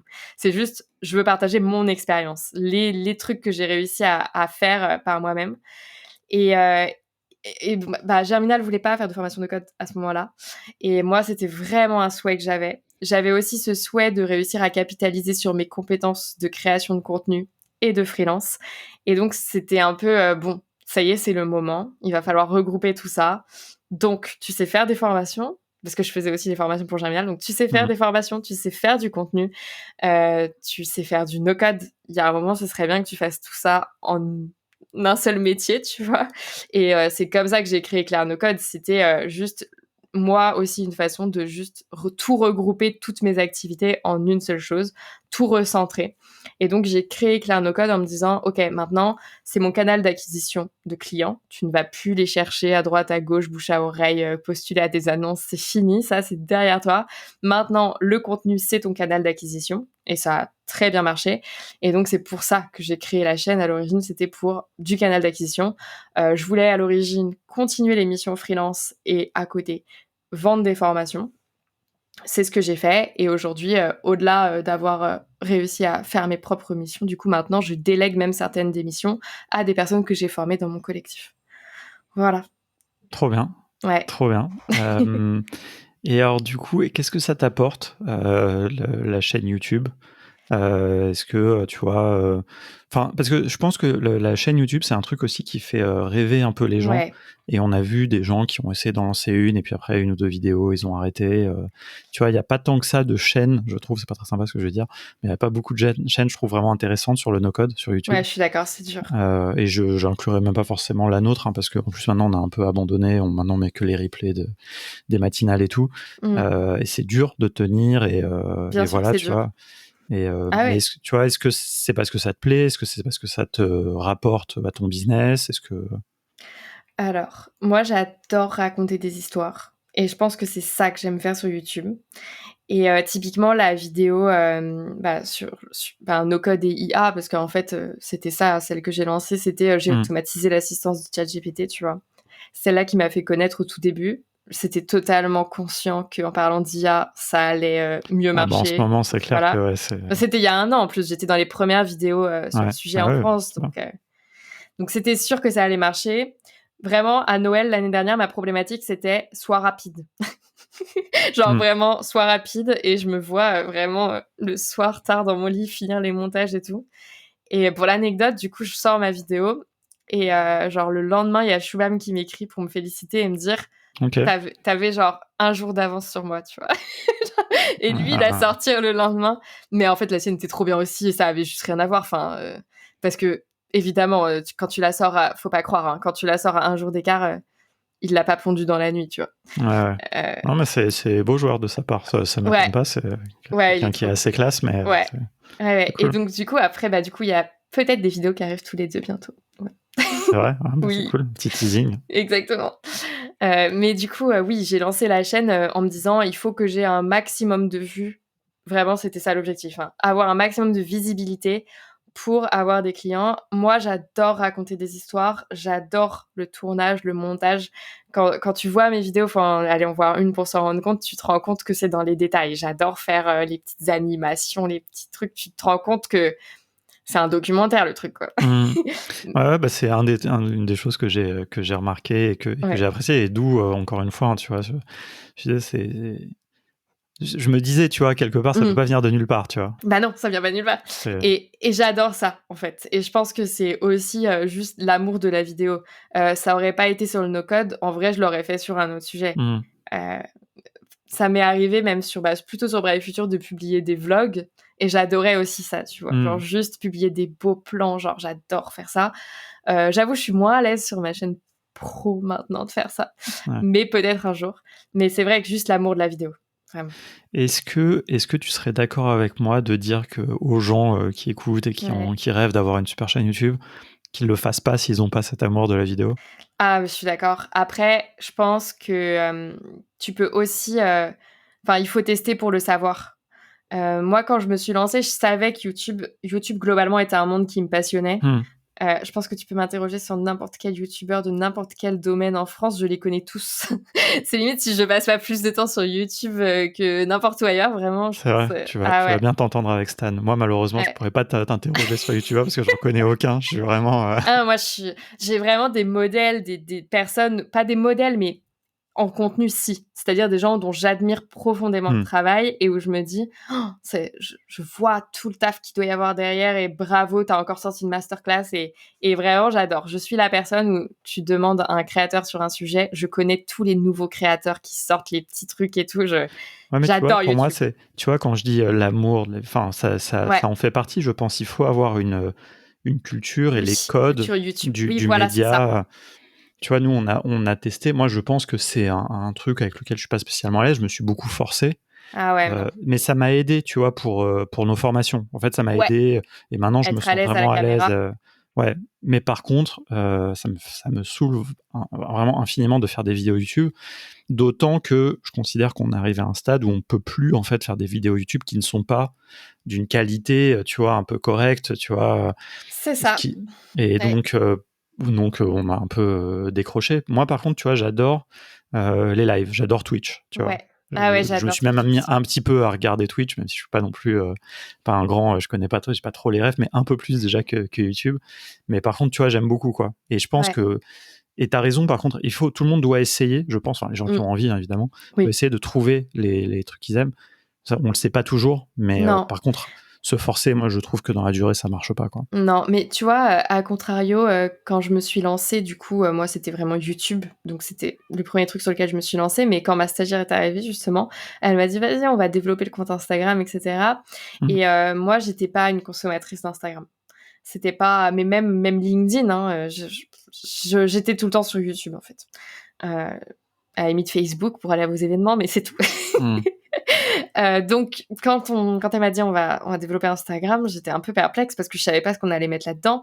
En plus, si tu regardes mon Instagram maintenant, tu te rendras compte que je monte quasiment pas ma tête. Donc, ce sont que des posts didactiques où j'explique. Avec du texte. Ouais. Voilà, exactement. Donc, je disais, mais qu'est-ce que je vais raconter là-dedans? Qu'est-ce qui se passe? Des infographies, beaucoup. Et en fait, c'est elle qui m'a dit, non, mais attends, mais il n'y a pas que ça sur Instagram. En fait, regarde. Et là, on s'est mis à suivre des comptes. Et en fait, elle m'a emmenée dans son univers, tu vois. Parce qu'elle adorait Instagram. Et en fait, je me suis vraiment prise au jeu. Aujourd'hui, c'est moi qui lui dis, va voir tel compte, c'est incroyable. Et Il y a des choses qui peuvent se révéler aussi. Exactement, c'est ça. C'est clair. Et LinkedIn, pareil, j'étais pas du tout fan. Et c'est via Germinal, en fait. Quand j'ai bossé chez Germinal, où je voyais, fallait qu'on publie toutes les semaines, etc. Là, j'étais en mode, ah ok, mais en fait, c'est fun, c'est drôle, c'est sympa. C'est un peu comme Instagram. Et aujourd'hui, d'ailleurs, mes posts Instagram, c'est les mêmes que mes posts LinkedIn. Parce que de toute façon, c'est pas la même communauté. Donc, oui, c'est clair. C'est ça. Donc, le texte est optimisé pour LinkedIn et le visuel pour Instagram. Puis il faut recycler à fond. De toute façon, ça, c'est une des stratégies sur le contenu. Ouais. Parce que du coup, tu as cette chaîne YouTube, tu as donc le podcast, tu as aussi une newsletter que tu fais. Ça, j'avoue, je suis pas abonné, donc j'ai jamais vu. J'ai découvert en fait tout à l'heure en regardant un petit peu sur certaines choses que tu fais. Tu parles de quoi dedans No code, intelligence artificielle, entrepreneuriat, productivité. C'est un format à la frontière entre du YouTube, du blog et mon podcast très introspection. Tu vois. Il peut y avoir des newsletters très tournés. Tu arrives à le tenir aussi chaque semaine ? Ouais. En fait, la création de contenu, c'est un truc qui me passionne vraiment. Ouais. Moi, si demain je devais garder que ça, go. Enfin, s'il n'y avait pas des problèmes d'argent, tu vois. Cool. Bien sûr. Ouais. Non, mais écoute, je te souhaite que aussi, peut-être que, tu vois, grâce à ça puisse, tu vois, après, c'est une question de modèle. En fait, j'en parlais un peu justement dans un épisode récent, tu vois, c'est-à-dire que je pense qu'il y a la plupart des gens qui sont freelance, personne n'aime fondamentalement faire du freelancing, quoi. Et en fait, ça sert toujours de complément. Au début, c'est peut-être 90%, peut-être même 100%. Puis après, petit à petit, c'est peut-être la vente d'un produit de formation, peut-être du contenu, peut-être la pub sur YouTube, peut-être différents trucs comme ça. Je pense d'ailleurs que c'est sain d'avoir plusieurs canaux de revenus. Totalement. Et c'était une discussion que j'avais avec Shubham parce qu'il me disait mais pourquoi tu gardes le freelancing du coup si t'es autant passionné ?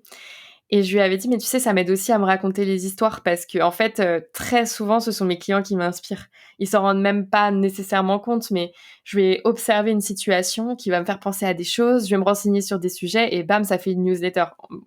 En résumé, mais c'est ça, en fait. Et parfois aussi, même dans les bootcamps, j'ai des discussions avec les apprenants où je me dis, ah ouais, non, mais attends, tu te poses encore ces questions-là alors qu'on est à la 7e session, mais c'est que j'ai loupé un truc. Attends, faut que je fasse une newsletter là-dessus. Et si j'étais pas au contact des gens, je pourrais pas raconter autant de choses. Ouais, non, c'est évident. Et sur la formation, j'imagine, en plus, ça te donne aussi des idées de contenu et tout, mais sur la formation, c'est indispensable. Nous, d'ailleurs, c'est pour ça qu'on s'entoure sur Make. On travaille avec Lilian, parce qu'en fait, nous, on a plus le côté pédagogique. Moi, j'utilise bien Make, mais je suis pas allé faire du Make pour des clients. J'ai pas été confronté à plein de problématiques et tout. Et donc, voilà, ça, j'aurais tendance à dire même il faut se méfier des formateurs qui n'ont pas été beaucoup sur le terrain. Ouais, exactement. Et moi, j'avoue, j'ai beaucoup de mal avec ce milieu de l'infoprenariat français. Parce que j'ai acheté des formations où j'ai vraiment la sensation de me faire enfler et où la pédagogie me convenait pas, ou typiquement, moi j'ai jamais compris en quoi le fait de mettre 30 heures de vidéo c'était une proposition, tu vois, en mode ma proposition de valeur c'est que t'as 30 heures de vidéo. Moi aussi je sais allumer ma caméra et la laisser tourner pendant 30 heures en fait. Moi au contraire, si t'as condensé ça le plus rapidement possible pour que je passe à l'action, ça me va en fait. Mais ça, c'est un truc qui est contre-intuitif, tu vois. Ça, c'est un truc, d'ailleurs, c'est marrant parce que c'est une discussion qu'on a avec Lilian où des fois, il disait, vas-y, viens, il faut qu'on en rajoute et tout. C'est un peu comme si on vendait des formations au kilo, tu vois. Mais parce que c'est vrai qu'on a l'impression que c'est un argument. Alors que moi, c'est vrai que très tôt, quand on a commencé à faire des formations en ligne, Erwan, il me disait, il faut, là, essayons de faire en sorte que ce soit pas trop long parce qu'il y a des gens, ça va leur faire peur. Parce que c'est pareil, en fait, dans la formation présentielle classique, tu vois. Enfin, les gens, ils ont pas 4 jours. Faut que tu viennes en une journée, faut que tu arrives à leur donner des trucs, une journée, 2 journées. Nous, d'ailleurs, souvent, nos formations, on en parle plutôt comme ça, genre, il faut une journée. En fait, tu as 3 heures, 4 heures de vidéo, mais c'est en gros maximum une journée de formation, quoi. Enfin, on essaye... Oui, moi aussi, c'est ce que j'essaie de leur expliquer. Moi, je suis même encore pire que ça. J'ai 1 heure de vidéo, je leur dis c'est une journée, parce qu'en fait, ok, avec ton heure de vidéo, t'as vraiment du taf derrière. C'est ça, s'il y a des exercices, s'il y a des ressources, s'il y a des trucs, enfin, les vidéos, c'est pas une fin en soi. Non. Et on a trop tendance à l'associer, dans le milieu de l'infoprenariat français, en tout cas. Et c'est dommage. Est-ce que c'est pas un truc aussi juste un peu global d'Internet, tu vois, un peu cette surenchère, le marketing, vrai, c'est toujours, il faut que les chiffres, ils soient gros. Si, totalement. Ouais. Tu vois, c'est comme les formations IA, ChatGPT, j'en ai moi-même fait une quand j'ai vu les 25, 50, 100 prompts supplémentaires et puis tout le monde me demandait de mettre mes prompts. Je disais, mais moi, je vous donne la technique pour les faire vous-même, c'est pas mieux. Ah non, vas-y, envoie tes prompts. Je comprends pas. Ce sera pas les vôtres, ça vous servira à rien. Il y a un peu de surenchère. Tu vois, j'ai vu une vidéo, et je le dis, je vais dire qui c'est, parce que avec tout le respect que j'ai pour lui, hein, mais tu vois, il y a une vidéo de Théo Maréchal qu'il a fait il y a pas longtemps. Et tu vois, vraiment, je suis aussi très admiratif de ce qu'il a fait avec sa chaîne YouTube. Ouais. Parce que j'ai vu vraiment du moment où il a commencé et tout. Tu vois, avant, il faisait un podcast, etc. Et franchement, c'est vraiment super. Et tu vois, il a fait une vidéo il y a pas longtemps, une longue vidéo sur ChatGPT. Donc, c'est chouette. Franchement, tu vois, il a pris le temps, c'est gratuit. Pour moi, c'est pas vraiment une formation, mais bon, ça, on va pas pinailler là-dessus. Mais à un moment, il met 1000 prompts, tu vois, genre. Et j'ai envie de dire, franchement, n'exagérons pas, tu vois. C'est ok, tu vois, franchement, c'est super que tu vois, tu fais un truc gratuit et tout. J'ai failli lui dire, tu vois, en commentaire sur LinkedIn. Après, je me suis dit, moi, franchement, c'est pas trop mon attitude. Moi, j'aurais mis mince, j'en voulais 1001. Ouais, non, c'est des 1000 plus. Tiens, ça m'a marqué. Après, je me suis dit, après, peut-être c'était 100 qu'il voulait mettre, il y a un 0 qui a glissé, tu vois. Après, c'est un peu Mais bon, il est aussi un petit peu là-dedans, mais c'est normal, c'est le game, tu vois. Exactement, même moi, je l'ai mis sur ma page de vente, du coup. J'ai mis que j'avais mis plus de 100 prompts, et moi-même, intérieurement, en l'écrivant, j'étais là en mode, bon, bah, c'est vraiment pour faire plaisir, parce que moi, je sais que c'est pas ça la valeur, en fait, mais si c'est ça que vous voulez lire, bah, de toute façon, ils sont dedans. C'est ça. C'est pour ça, hein, tu vois, nous, honnêtement, tu vois, on n'est pas très bon en marketing, il y a des choses qu'on fait pas comme ça, mais en fait, on devrait les faire, tu vois. Enfin, voilà, c'est... Mais moi, c'est vraiment Germinal qui m'a aidé là-dessus, moi. J'étais éclatée en marketing, j'avais aucune notion. Alors, eux m'ont accueilli en mode, non mais c'est fou, toutes tes compétences sur YouTube, tu vois. Et moi, de prendre conscience que YouTube, c'est déjà un pas dans le marketing. Moi, j'avais pas trop cette image-là. J'étais en mode, non mais moi, je fais juste de la création de contenu, je ne vends rien. Oui, bah c'est ça le problème, parce que là, t'as une énorme communauté, en fait. Et tu pourrais vendre des trucs. Ah oui. Et donc, en fait, eux m'ont vraiment appris, bah voilà, en fait, un client, il a besoin de 7 points de contact. Enfin, tu vois, genre, la théorie des campagnes Facebook Ads, genre, je ne savais pas les faire. Après, c'était moi qui les gérais toutes. J'adorais m'amuser à faire les designs. Et en fait, apprendre tout ça, bah, du coup, dans une ancienne agence de growth, à ce moment-là, on était déjà passé full formation. J'étais quand même entourée des bonnes personnes et ça m'a vraiment grandement aidée. D'où le fait, encore une fois, être sur le terrain, ça aide, hein, vraiment. Ouais, non, c'est clair. Et tu vois, Germinal, c'est un bon exemple. Hein. Ils étaient hyper légitimes à faire des formations après avoir fait 2 ans ou 3 ans d'agence. Et moi, j'avais regardé une de leurs formations, la formation LinkedIn. Tu vois, et j'avais bien aimé, tu vois, justement. Ouais. C'était, je crois que c'était la première version. Je me souviens plus parce qu'il l'avait déjà retourné après, ou je sais plus. Enfin, parce que il me semble qu'après il y avait une. Non, j'avais regardé les deux, je crois. D'ailleurs. Je me souviens plus parce que j'avais aussi regardé la vidéo, une formation Facebook. D'ailleurs, j'ai croisé à Marseille par hasard je me souviens plus, Laura. Laura, oui. Qui était dans cette formation à l'époque. Enfin bref, bon, ça c'était un peu les hasards, le petit monde de. Mais et j'avais bien aimé leur approche un peu scientifique, tu vois, justement. Justement, exactement, du marketing. Voilà, tu vois, ils disaient un peu le truc un peu un espèce de faisceau d'indices, ils ont testé un peu les méthodologies, parce que moi je considère qu'il y a quand même beaucoup de bullshit globalement dans tous ces trucs, il faut mettre ci et ça dans les posts pour que ça marche, parce qu'en fait on n'en sait rien. Exactement. Mais eux, ce que j'aime bien, c'est qu'ils disaient, on vous dit qu'il faudrait mettre ci et ça, parce qu'en fait, nous, on a fait des tests avec et sans plein de fois, et on a regardé les chiffres, etc. Et tu vois, franchement, j'avais trouvé ça assez malin. Ouais. Mais il y avait vraiment des chiffres à l'appui. En fait, c'était ça leur force, c'est qu'ils avaient eu tellement de clients qu'ils avaient des vraies études, des vrais retours d'expérience. Et moi, j'adore les chiffres. Ça m'a vraiment, vraiment servi de lire tout ça et pour créer mes campagnes. Aujourd'hui, je pense que je suis meilleure que... Enfin, je savais rien faire avant, de toute façon. Donc, je partais de zéro. Non, mais de toute façon, c'est des trucs, ça s'apprend pas. Enfin, je veux dire, il y a ne serait-ce que la manipulation des outils. Franchement, les ads dans Facebook et tout, je veux dire, c'est des trucs, Je déteste toujours ça, pour le coup. Hein. Ouais, je pense que c'est difficile de vraiment aimer, mais au moins ça aide de savoir bien s'en servir, et puis après surtout de savoir comment faire le contenu et tout, quoi. Mais il faut l'un et l'autre, quoi. C'est pas évident et ça s'apprend, et je trouve que là-dessus, leur formation, en tout cas, moi, j'avais vu à l'époque. Ils étaient vraiment bons. Gaëtan les a suivis aussi, enfin, ça nous a aidé à nous lancer, clairement. Ah ouais, trop bien. Donc, non, c'est... bon, écoute, le temps file, on a plein de choses encore, comme toujours. En fait, je note plein de points que j'ai envie d'aborder. Et on les a pas abordés. Non, mais cela dit, on a parlé de beaucoup. On n'a pas beaucoup parlé de no-code. C'est vrai, on a quasiment pas parlé de no-code. Paradoxalement, même si en fait, tu nous as dit un peu des choses ici et là. Peut-être quand même un dernier sujet que j'aimerais aborder avec toi. C'est un truc que tu as sur ton site, qui est de dire que effectivement, et c'est vrai, hein, qu'il n'y a pas beaucoup de femmes dans le code et dans le no-code. malgré des choses qu'on aimerait changer, et puis il y a des gens qui essayent d'œuvrer là-dedans, mais il faut être juste et le dire. C'est vrai qu'il n'y a pas beaucoup de femmes qui sont visibles. Et puis qui sont aussi parce qu'en fait il y a pas mal de femmes dans la communauté, on a des études, tu vois, on avait fait, mais elles sont beaucoup moins représentées, même je parle même pas de la chaîne Twitch No Code France par exemple, ou des choses comme ça où il y a vraiment une forte disproportion. Voilà, je fais un peu mon constat rapide, mais qu'est-ce que toi t'en penses, qu'est-ce que t'as quand toi t'es venu, un peu. Ouais, alors moi j'étais développeuse et ingénieure, donc j'ai toujours connu ce milieu très masculin. Pour autant, je sais que c'est un problème parce que je trouve que par exemple dans une équipe de dev où t'es la seule femme, parfois il va y avoir des propos, des choses où t'es pas à l'aise, t'es en mode oh là là, il aurait pas fallu dire ça, tu vois.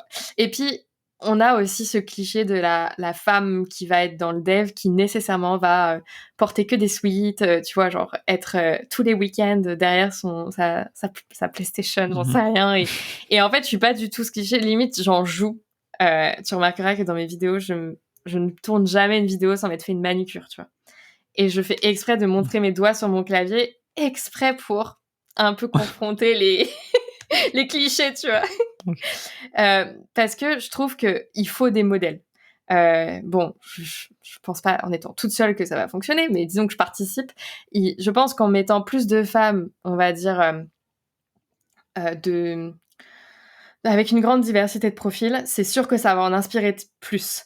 Si on a toujours le même profil de la geek avec son sweat, machin, qui existe aussi bien sûr, mais en fait, c'est pas parce que t'es pas comme ça que tu peux pas faire du code. Donc, j'essaye de faire autrement. Et moi, je suis très contente parce que je forme beaucoup de femmes.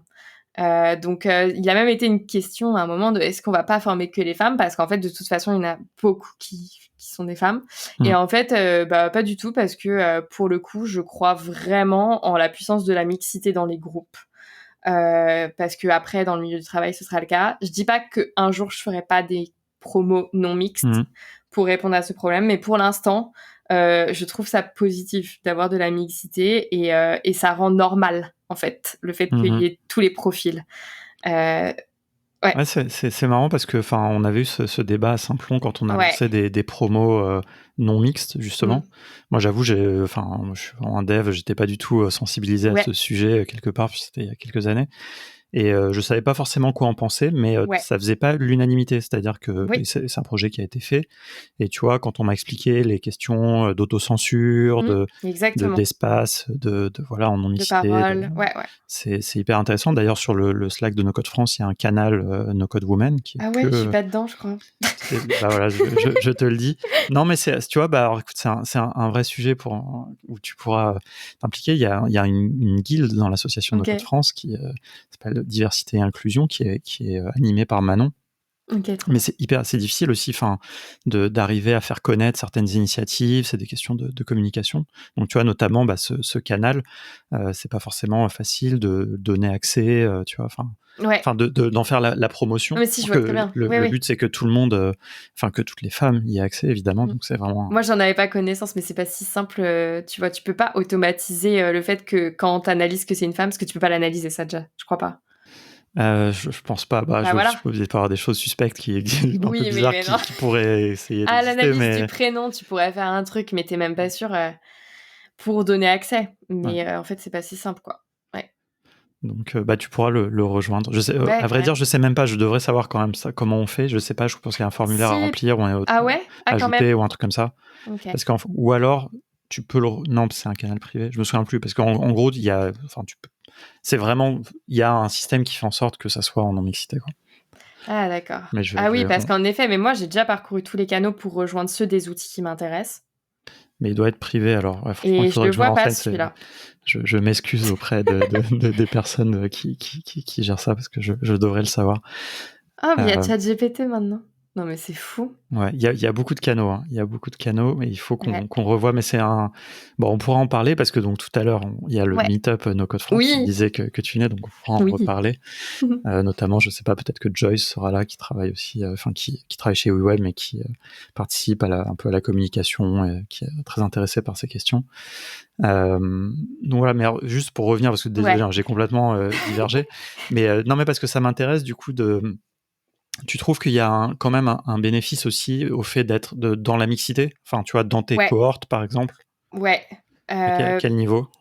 Bah, juste sur le fait de normaliser le fait que les groupes soient mixtes, quoi.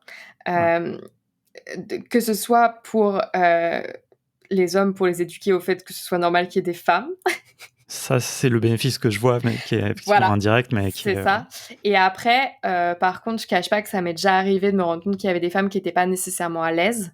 Et donc, en fait, comme de toute façon, moi, mes lives, je les mets par équipe. En fait, après, j'ai aucun souci sans leur en parler, hein, sans qu'elles s'en rendent compte, elles finissent dans un groupe non mixte qu'avec des femmes.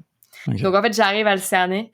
Mais du coup, c'est pas un truc dont je parle. En fait, comme je suis consciente du problème, du coup, je fais attention à ça. Mais c'est... Disons qu'il y a toujours des femmes avec des caractères forts qui me permettent de donner une leçon aux mecs. Voilà. Ça, c'est bien aussi, effectivement. Ouais. Voilà. Est-ce que tu as un effort à faire particulier pour que... Enfin, par exemple, dans une promo, c'est quoi est-ce que t'as à peu près la parité? Est-ce que... Franchement, j'ai à peu près la parité. Et tu fais un effort particulier par rapport à ça, ou c'est peut-être juste le fait d'incarner un petit peu ça qui fait que ça va attirer plus de femmes? Je pense que le fait d'être une femme aide à attirer des femmes, ça y a pas de secret. Par contre, je fais pas d'effort particulier autre que celui-ci pour attirer les hommes et les femmes. Je sais que étonnamment sur YouTube, tu vois, je suis suivie par genre 95% d'hommes. Ce qui est fou, c'est que du coup, après, dans mes promos, dans les acheteurs, du coup, t'es à 50-50. Tant mieux. Enfin, oui. Ouais. Donc, en fait, les femmes ont plus tendance Enfin, il est plus facile pour moi de convertir une femme qu'un homme. C'est ça aussi la conclusion. Ouais, bah, ça me paraît normal et c'est bien, quelque part. Bah oui, parce que du coup, elles se sentent concernées par le fait de pouvoir devenir nos codeuses à leur tour. Donc, c'est trop cool. Ouais, non, c'est clair, parce que moi, pour te donner un point de comparaison, alors nous, on fait surtout de la formation en ligne, mais là, on a fait des ateliers autour de l'IA. On avait une femme sur 10, quoi. Donc, et on n'est pas dans un contexte où on peut, enfin, on pourrait toujours essayer, mais de faire, tu vois, d'essayer d'avoir la parité. Enfin, c'est-à-dire, tu vois, on a un truc, on vend aux gens qui veulent acheter. On a un système de filtrage, mais qui est pas sur ce critère-là, qui est plus d'être sûr que les gens viennent bien pour les bonnes raisons et qu'ils ont bien le niveau qu'on attend, etc. Enfin, mais parce que c'est un truc, tu vois. Enfin, c'est vrai que si on essayait de faire des cohortes et tout, on aimerait bien être plutôt sûr de la parité, mais avec 2 formateurs mecs, tu vois, etc. Et tout. Je pense que c'est ça. C'est plus ça en fait. Et je pense que oui, il vous faudrait un formateur femme si vous vouliez vraiment avoir ça comme objectif. Ça aiderait, c'est sûr. Ouais. Après, tu vois, c'est un sujet sur lequel on est assez impliqué, on va dire, mais c'est là aussi peut-être la différence, tu vois, un peu pour reboucler sur le sujet du début, entre l'entrepreneuriat et l'asso. Enfin, en tout cas, dans le choix qu'on fait, tu vois, c'est-à-dire que on a décidé aussi à Simplon, c'était vraiment un projet social et tout, et là de se dire, bon, avant tout, on fait une petite entreprise où on a certaines valeurs, mais voilà, on n'a pas non plus... je sais pas comment dire, on va dire que, tu vois, par exemple, on écrit tout en écriture inclusive, on essaye d'avoir ces choses-là, mais par contre, on n'a pas... En fait, on doit manger avant de pouvoir se dire... Totalement. En fait, on peut pas avoir une promo où il y a 3 personnes, on a besoin d'être sûr qu'il y en ait 10 et que ce soit des hommes ou des femmes. Et je dis ça, c'est pas vraiment pour se défendre, mais je pense qu'il y a plein de moyens aussi d'agir. Mais heureusement, tu vois, enfin, moi, je trouve ça cool, tu vois, que ça soit pas le cas dans toutes les formations. C'est ça aussi. Non, vraiment, s'il y a des femmes qui s'inquiètent... c'est mixte, voire j'ai un peu plus de femmes. Donc, si je me suis posé la question à un moment de si j'allais pas vraiment ouvrir qu'aux femmes, c'est parce que il y avait ce sujet de ok, de toute façon, déjà, j'en attire tellement que en fait, plus tu te positionnes sur ta cible, mieux c'est. Enfin, ça, c'est marketing, c'est. Et tu vois, très honnêtement, et c'est pas pour t'inciter à le faire forcément, mais je trouve que ça aurait du sens de faire une formation en non-mixité. Parce que tu vois, typiquement, je pense que nous, par exemple, c'est quelque chose qu'on mettrait en avant, tu vois. Enfin, ta formation, je veux dire, tu vois. De dire, voilà, si nous, on peut pas le faire, nous, c'est un peu la philosophie qu'on a chez Contournement. De manière générale, c'est des choses qu'on sait pas faire ou quoi, on préfère renvoyer vers les gens qui le font bien et mettre en avant ça, quoi. Enfin, voilà, bon, je te dis ça, c'est après à toi de voir, c'est pas... Mais non, mais t'inquiète, c'est un sujet pour 2024. Voilà. Je trouve que ça a du sens, en tout cas, donc bon, on pourra en reparler. Et tu parlais d'un collectif tout à l'heure, et sur ton site, ça parle tu parles en fait d'une armée de femmes. Enfin, à un moment, tu mets ça un peu. Oui. Plaisantant. Mais c'est la vision. Mais est-ce qu'il y a, enfin non, mais parce que est-ce qu'il y a cette idée du coup de collectif peut-être que de femmes, enfin, ou est-ce que... Alors pas que de femmes pour le coup. Ouais. D'ailleurs, en vrai, pour l'instant, il y a un homme, tu vois. Okay. Du coup, je te le dis, il y en a un quand même. Ouais, non, mais après. On commence, hein, c'est le tout début. Pour tout te dire, en fait, là, je viens tout juste d'onboarder les premiers qui ont fait le bootcamp 1, du coup, il y a 6 mois, sur leur première mission. Parce que c'est comme tout, en fait, apprendre le no-code, ça se fait pas comme ça. Donc, il y a toute une partie où je les ai formés, où je les ai fait monter en compétences. Et là, je viens de les placer sur leur première mission. Et donc, c'est la naissance officielle du collectif, on va dire, en septembre, avec les premières missions. Et l'idée, c'est que, sachant que moi, je n'ai plus le temps pour m'occuper de toutes les missions, que je puisse en déléguer le maximum, en gardant, du coup, comme j'expliquais, toujours la main sur le cadrage, qui est cette phase en amont, et pour pouvoir toujours délivrer la même qualité au client, en fait, comme si c'était moi. Mais en fait, c'est pas moi. Mais par contre, je t'assure que c'est moi qui les ai formés.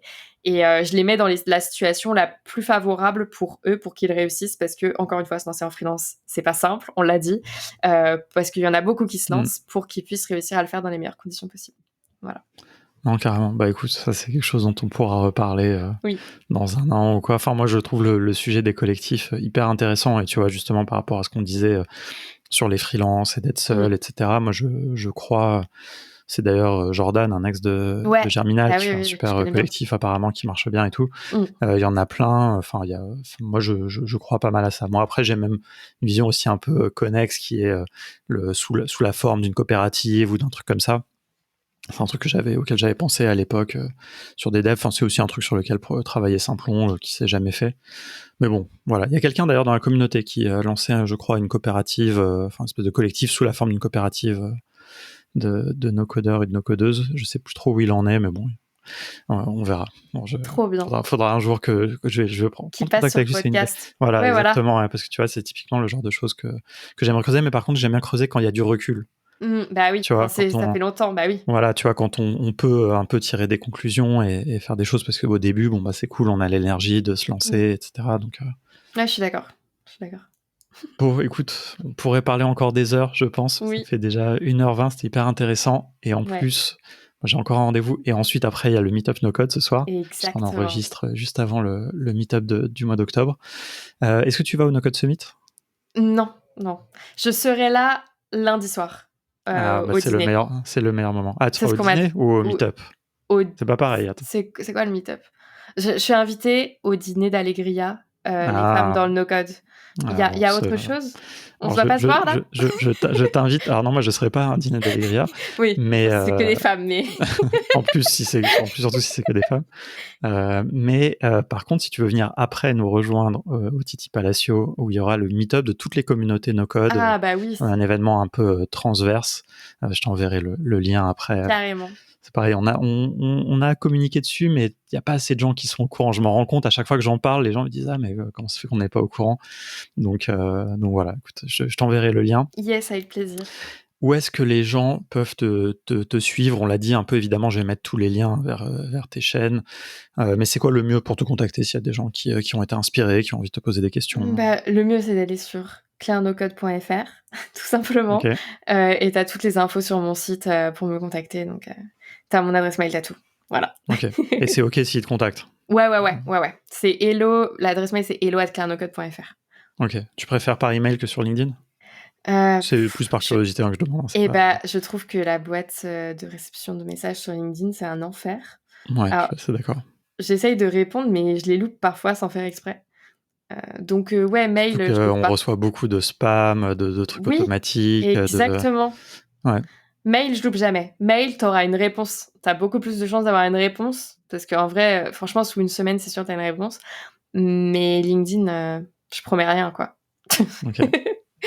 Voilà. Ok, super. Bah écoute, merci beaucoup pour ton temps. Merci à et toi. puis à très bientôt. Voilà, on va suivre toutes tes aventures et puis à l'occasion, on pourra en reparler dans quelques temps et savoir un petit peu comment tes projets ont évolué. Oui, merci. À bientôt, salut. À bientôt.